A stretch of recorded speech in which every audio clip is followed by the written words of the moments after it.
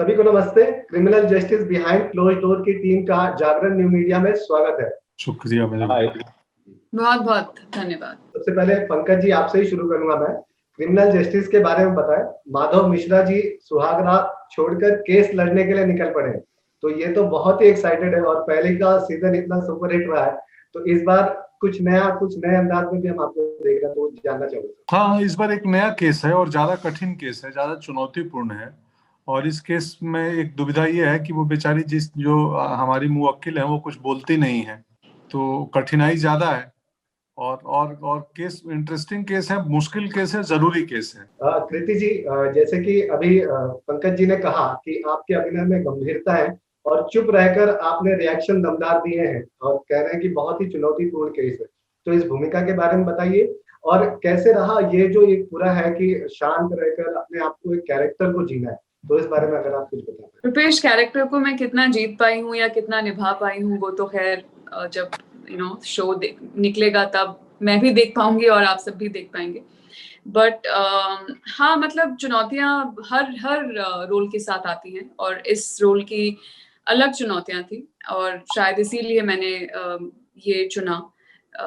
और मुझे हमेशा एज एन ऑडियंस ऑल्सो जब भी मैं सिनेमा देखती हूँ तो मुझे ये जो साइलेंसेस होते हैं स्क्रीन पर वो मुझे बहुत ज्यादा इंटरेस्ट करते हैं। मुझे जब लोग बिना कुछ कहे बहुत कुछ कह जाते हैं, those moments are they're very what do you say, मैं बहुत बड़ी फैन हूँ ऐसे मोमेंट्स की। तो जब ये किरदार आया, और सिर्फ ये रीजन नहीं है कि मैंने ये किरदार चुना, I mean of course as an actor बहुत इंटरेस्टिंग चीजें थी, कुछ नई चीजें थी साथ में खेलने के लिए, लेकिन जो इस शो का जो एक थीम है या जो एक ऐसा सब्जेक्ट है जो हम ऑब्वियसली जिसके बारे में हम बात नहीं कर सकते, बट जब शो रिलीज होगा तब सबको पता चलेगा। वो जो एक टॉपिक है, वो जो एक सब्जेक्ट है, मुझे लगा कि उसमें पहली बात तो मुझे बहुत ताकतवर लगा वो टॉपिक अपने आप में, और मुझे ये लगा कि चर्चा होनी चाहिए।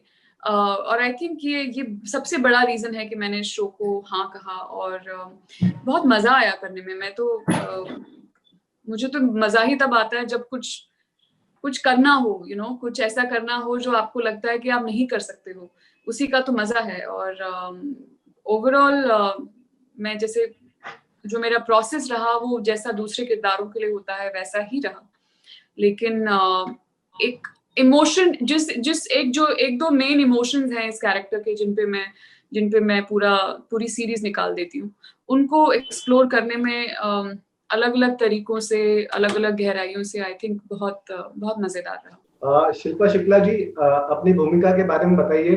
पंकज जी, अनुप्रिया, कृति, इन सबके साथ काम करने का आपका अनुभव कैसा रहा, इस बारे में भी आप बताएं। बहुत ही बेहतरीन अनुभव रहा, और जो मेरा कैरेक्टर है उसका नाम है ईशानी नाथ, और जो मेरा कैरेक्टर ज्यादा इंटरेक्ट करता है वो कीर्ति के कैरेक्टर से करता है, क्योंकि ईशानी जो है वो जेल में है, तो एक जेल के बाहर की दुनिया और एक जेल के अंदर की दुनिया है। लेकिन लॉकडाउन के बाद मेरा सबसे मिलना हुआ और मैं बहुत खुश हुई सबसे मिलके। ऐसे लगा जैसे मैं कितने अरसे से जानती हूँ सबको। आई थिंक हम सब में वो कॉमन फीलिंग थी। 5 महीने बाद बस हम एक्चुअली थोड़ा ज्यादा वैल्यू करने लगे रिलेशनशिप्स को और इवन अपने वर्क एटमॉस्फेयर को। तो बस बहुत ही मजा आया मुझे। अब बस हम भी वेट कर रहे हैं देखने के लिए कि क्या बना है।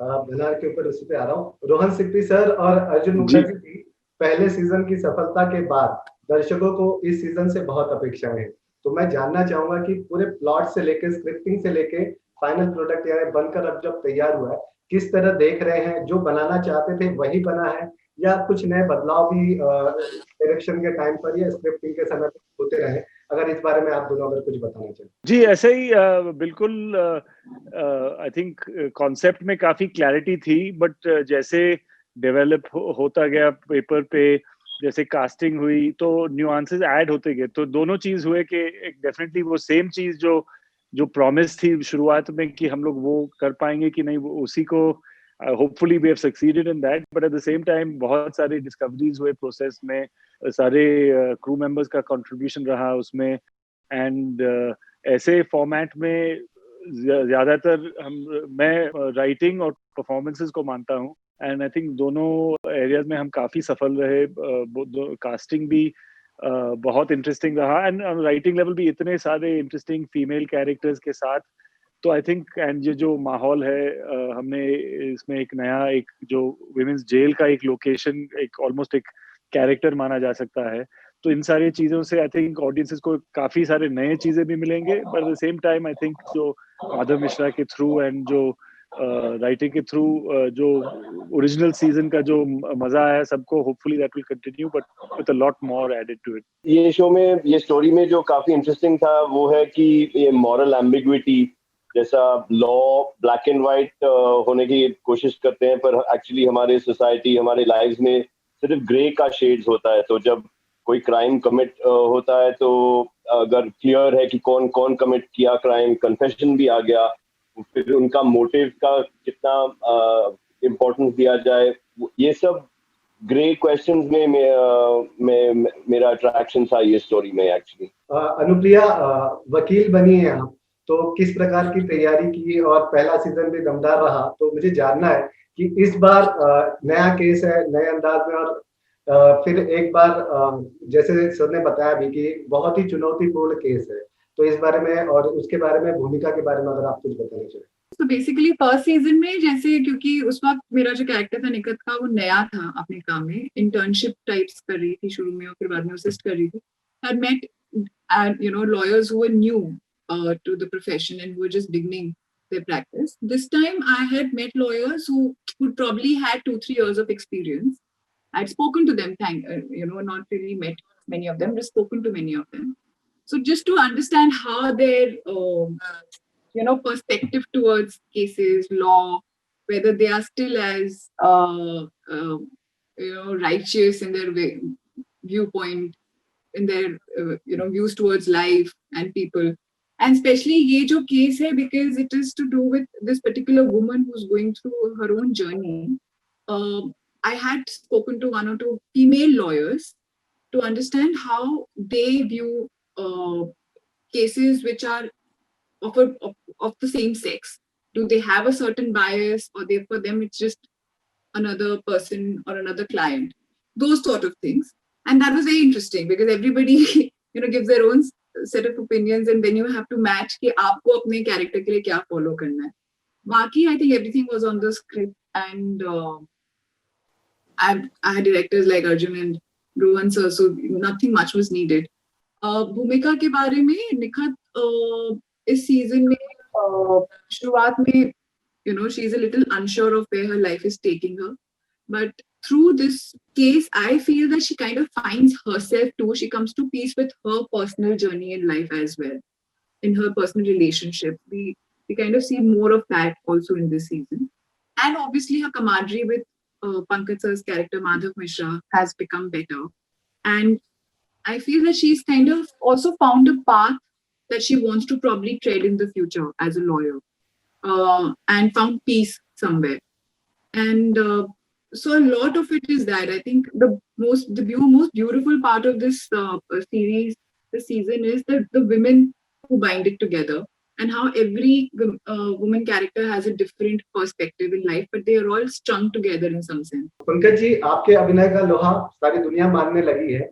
ऐसे में कोई भी जब चुनौतीपूर्ण भूमिका आपके सामने आती है, उसकी तैयारी किस प्रकार करते हैं, और क्या इसका अब अतिरिक्त दबाव भी बनने लगा है, या किस प्रकार उसे आप डील करते हैं? अतिरिक्त दबाव नहीं होता है। जब लोग एक अभिनेता को समाज में बहुत लोग पसंद या प्रेम करने लगते हैं, तो जिम्मेदारी बढ़ जाती है कि निराश न हो काम से। तो ट्राई करते हैं कि हम उम्मीदों पे खरा उतरे। तो सालों की मेहनत है, बहुत वक्त लगता है और बहुत अवेयर रहना पड़ता है। आपको परफॉर्मेंस में ताजगी रखें।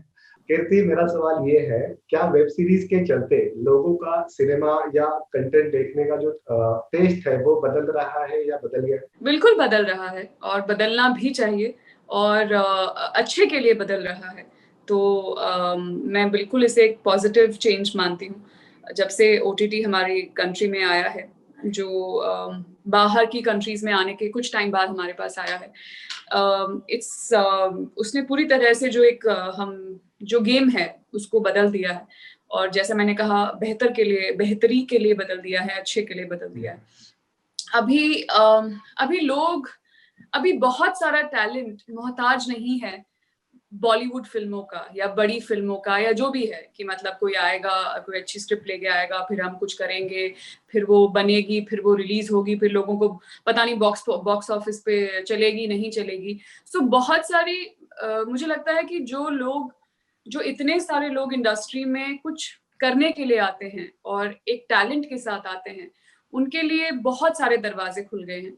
और इससे हुआ ये है कि बॉलीवुड जो हमेशा अपने कंफर्ट जोन में रहता है with the content they make, उसको एक सडनली एक झटका लगा है कि ये क्या हो रहा है। मतलब जो क्योंकि आपकी ऑडियंस बंट गई है, आपकी ऑडियंस अब घर पे बैठ के टीवी पे भी चीजें देखना पसंद करती है, फोन पे भी चीजें देखना पसंद करती है, और अच्छी चीजें देखना पसंद करती है, अलग अलग तरीके की तरह की चीजों को देखना पसंद करती है। Thankful to each one of them. मैंने हर किसी से बहुत कुछ सीखा है, कभी बातें करके सीखा है, कभी ऑब्जर्व करके सीखा है, लेकिन there's a lot that I've taken and I'm so happy कि इतने सारे लोगों को मौका मिल रहा है। तो चलते चलते पंकज जी आप ही सम अप कर दीजिए criminal justice behind closed door के बारे में। 24 दिसंबर को हमारा सीरीज आ रहा है और बिहाइंड क्लोज डोर है। सर्दियां रहेंगी हमारे नॉर्थ पार्ट में, तो आप लोग देखें उस दिन और क्रिसमस मनाएं इसके साथ में। चलिए, हमसे बात करने का आप सभी का बहुत बहुत धन्यवाद और बेस्ट ऑफ लक आपको इस वेब सीरीज के लिए। Thank you Rupesh. शुक्रिया।